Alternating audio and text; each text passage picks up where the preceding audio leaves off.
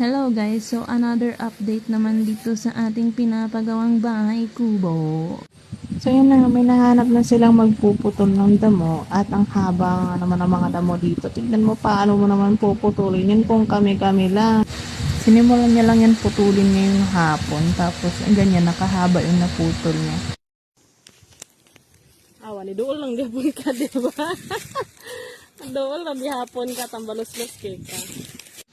Lumapit si mama kasi sinasabihan niya yung nagpuputol na lumipat at wag dyan magputol kasi hindi namin yan lupa. Sayang ang effort niya dyan. Ito ba kung na-icon? May bunga?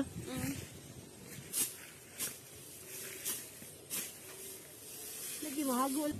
Kanang paho, imuha na na. Paho, what is Paho. paho? Katong gagmay ba nga mangga? Katong tamis kayo. O iya, pag mahinog. Dili Indian mango? Dili. Ang halas ma di man no, sugod ma. Pag imong natumban dadto ra din sa mamaak. Ano siya tumban?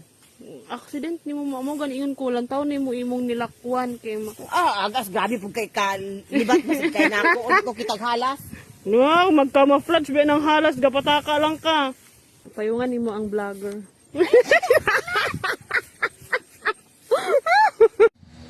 Hanggang dito muna sa ngayon, tapos bukas balik naman kami. Ayan, second day na napuputol ng damo at pabalik na naman kami doon. Sama mo Sana na. namin iwan si Meb sa mga pinsan niya kasi mainit at makati doon. Kaso ayan na nga, inahanap na kami. At tignan mo naman, akala mo nakalaya sa lungga. Nabilib ka na sa araw. Talagang lalabas na ang iyong true colors. At ayan na nga, ang layo na naman putol ng kuya. Ben ba yun? Nakalimutan ko. So, ang layo na onting kembot na lang makakarating na din kami sa wakas sa lupa namin. Sinasabi na ni mama dito, may dalawa daw kaming puno ng kasoy. So, magkakaroon ako ng libreng kasoy. Ang mahal pa naman ng kilo ng kasoy. Balik na ka na.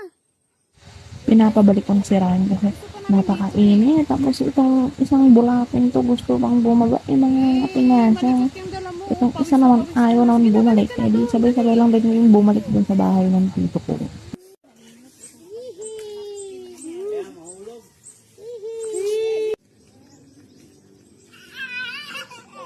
Oh, slowly.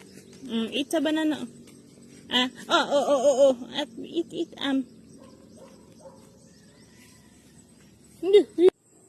Yan naman si Kuya Sai. Sa'yo naman ngayon mapagpanggap. Kaso, mapuro yung pambutol niya. So, tinigil na ang gan. Ayan, gumagawa ko ng daan. Kasi ang